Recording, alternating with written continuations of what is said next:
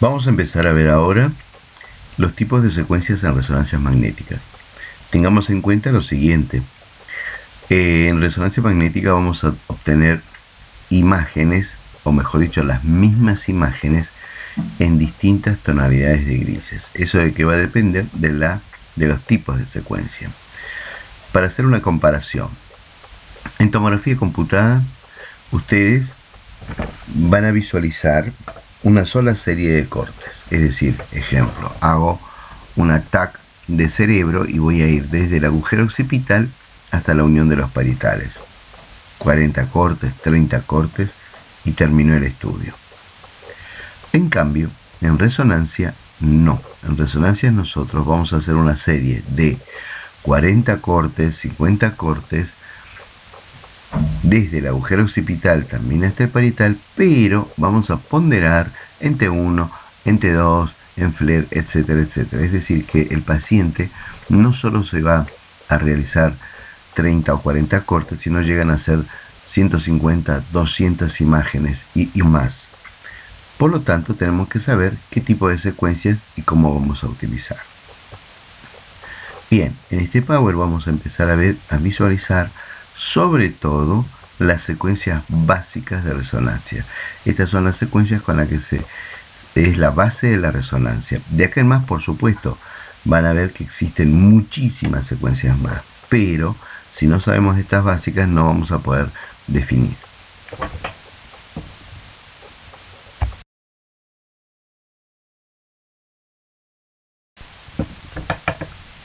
Muy bien, muy bien.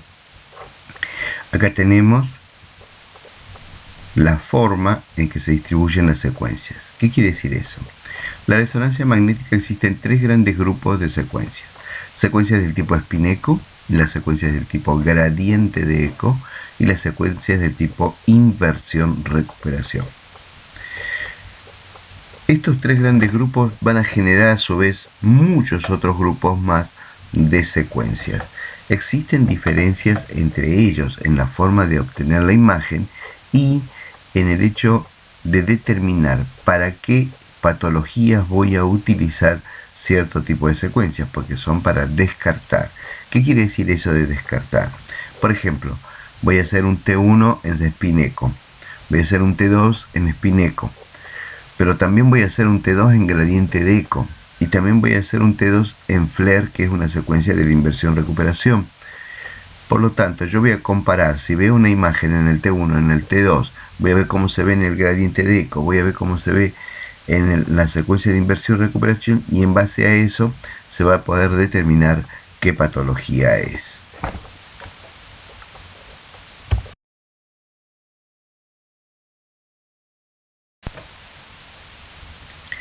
Se denominan secuencias spin-eco aquellas secuencias originarias de la resonancia, es decir, recuerden del movimiento de spin. Entonces, estas secuencias se denominan spin-eco. Las secuencias spin-eco dependen del tiempo de repetición y el tiempo de eco. Según el valor que tenga en el tiempo de repetición y en el tiempo de eco, nosotros vamos a poder ponderar en T1, en T2 y en densidad protónica. Vuelvo a repetir, va a depender pura y exclusivamente del tiempo de repetición y del tiempo de eco, de los valores que tengan.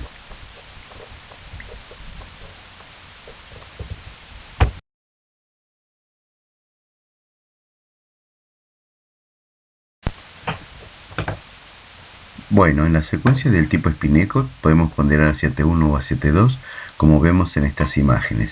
La primera imagen está ponderada en T1 porque el líquido cefalorraquídeo se ve hipointenso y la grasa hiperintensa. En la segunda imagen, el líquido se ve hiperintenso y la grasa también se ve hiperintensa. Pero el hecho de que se visualicen de esta manera va a depender en este tipo de secuencias pura y exclusivamente del tiempo de repetición y del tiempo de eco. ¿Qué quiere decir eso? Ya vimos en un Power anterior que en las secuencias del tipo T1 el tiempo de repetición es corto y el tiempo de eco es corto. En cambio, en las secuencias del tipo T2, el tiempo de repetición es largo, más de 1200, 1800, y el tiempo de eco es largo, más de 90, 120, 150. Eso va a hacer que brillen de esta manera las imágenes.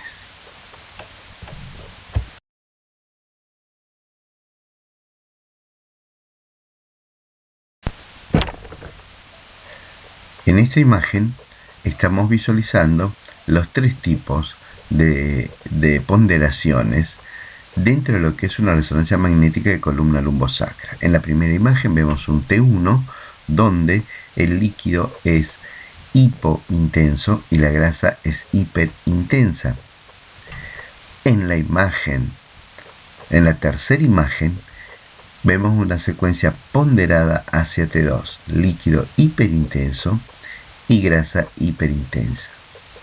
Pero al analizar la imagen del medio, la densidad protónica, el líquido no es ni hipo ni hiper, es un tono de gris. Y fíjense que toda la imagen tiene un tono de gris. ¿Qué quiere decir esto? Esto es lo que se denomina una densidad protónica. ¿Y qué es una densidad protónica? También es una secuencia de spin-eco y va a depender del tiempo de repetición y el tiempo de eco. Pero utiliza el tiempo de repetición del T2 y el tiempo de eco del T1. Por eso es que vemos una imagen toda gris. ¿Qué nos va a dar esto? La cantidad de protones que tenemos en la región.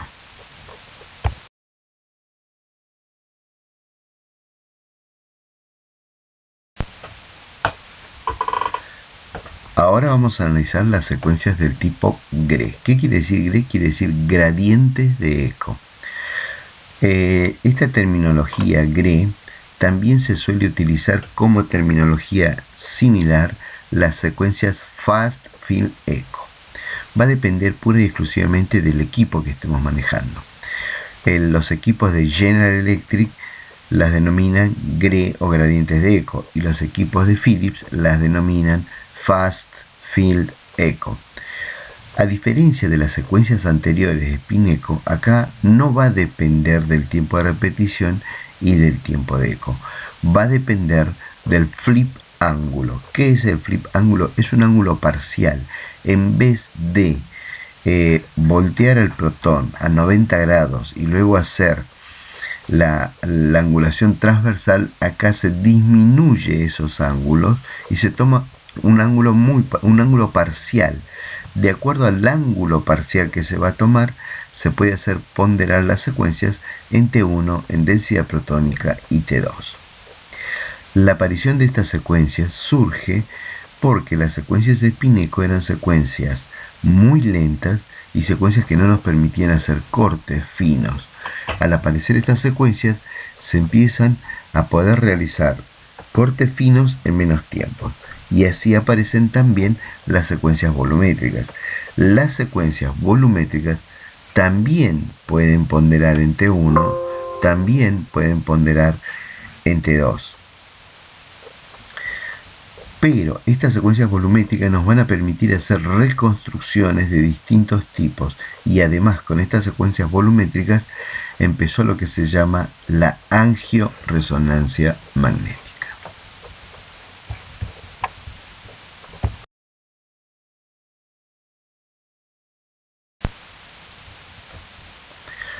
Bien, acá estamos visualizando tres imágenes. Las tres se obtienen por medio del sistema de secuencias de gradientes de eco. Recuerden, estas secuencias no dependen del tiempo de repetición, no dependen del tiempo de eco, sino que dependen del flip ángulo. De acuerdo al valor del flip ángulo, yo voy a poder hacer ponderar hacia T1 o hacia T2. En las primeras dos imágenes, fíjense que el líquido es hipointenso y la grasa es hiperintensa. Pero, ¿qué particularidad tiene esta secuencia con respecto a las anteriores? Estas nos permiten hacer cortes más finos. Si ustedes visualizan, tiene mejor resolución el coronal de cerebro, por ejemplo. En el caso del T2, esta secuencia T2 gradiente de eco es una secuencia muy importante, vuelvo a repetir, muy importante para los accidentes cerebrovasculares o los sangrados. ¿Por qué? Porque esta secuencia nos va a permitir visualizar la hemosiderina. Todos los puntitos negros que ustedes están viendo en esta secuencia se denomina hemosiderina, ¿sí?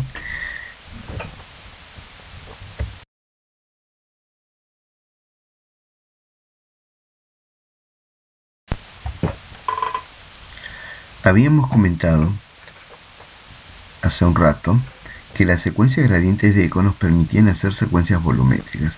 El volumen también lo puedo hacer ponderar en T1, en T2 y angio. Las secuencias angiográficas casi siempre son secuencias del tipo T1.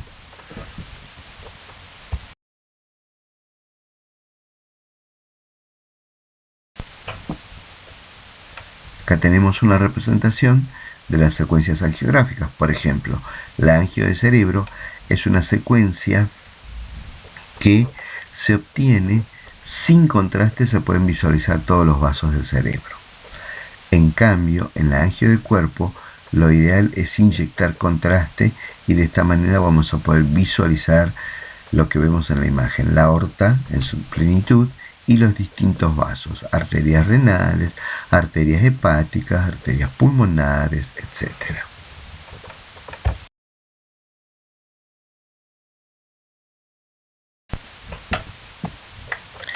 El otro grupo que tenemos es las secuencias del tipo inversión-recuperación. ¿Qué son las secuencias de inversión-recuperación? Son esas secuencias que nos permiten saturar. Saturar quiere decir que en las imágenes las vamos a ver negras. ¿Qué vamos a saturar? Vamos a saturar agua y grasa. ¿Pero a través de qué? La diferencia que existe entre esta secuencia y las anteriores, que la saturación va a estar dada por el inversion delay.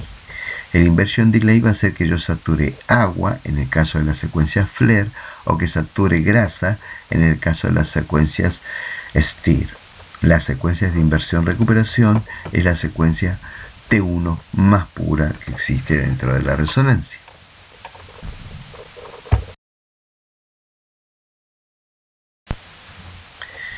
Acá tenemos una secuencia FLAIR, es una secuencia que se utiliza más que nada en cerebro, es prácticamente para cerebro, y lo que nos permite la secuencia FLAIR es diferenciar sustancia blanca de sustancia gris. Esta secuencia satura el agua, el líquido.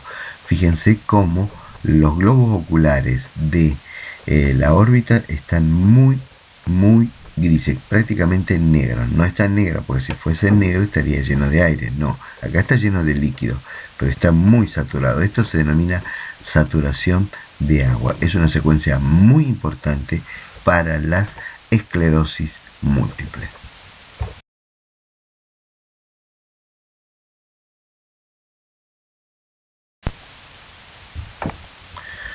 Acá estamos visualizando una secuencia STIR.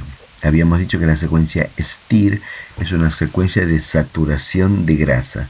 Fíjense, todo lo que es grasa que está alrededor de la piel e inclusive dentro de la órbita. Recuerden que por detrás del globo ocular existe un gran contenido de grasa para sostener y contener el nervio óptico y los músculos. La grasa se visualiza muy hipointensa, casi negra. Eso quiere decir que se saturó la grasa. ¿Para qué nos sirve este tipo de secuencias? Este tipo de secuencias es muy importante en la resonancia, ya que se va a utilizar en todo lo que es macizo facial, cuello y hasta el dedo gordo del pie. En todas las estructuras anatómicas se utiliza el STIR.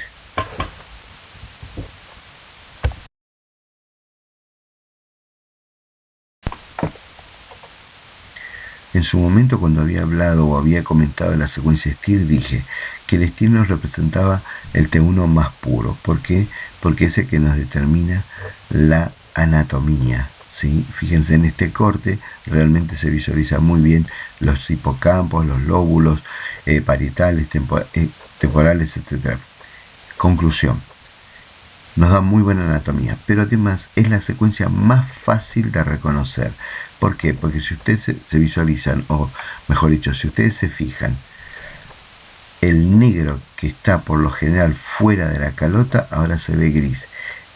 Todas las secuencias de inversión-recuperación se visualizan gris en el exterior.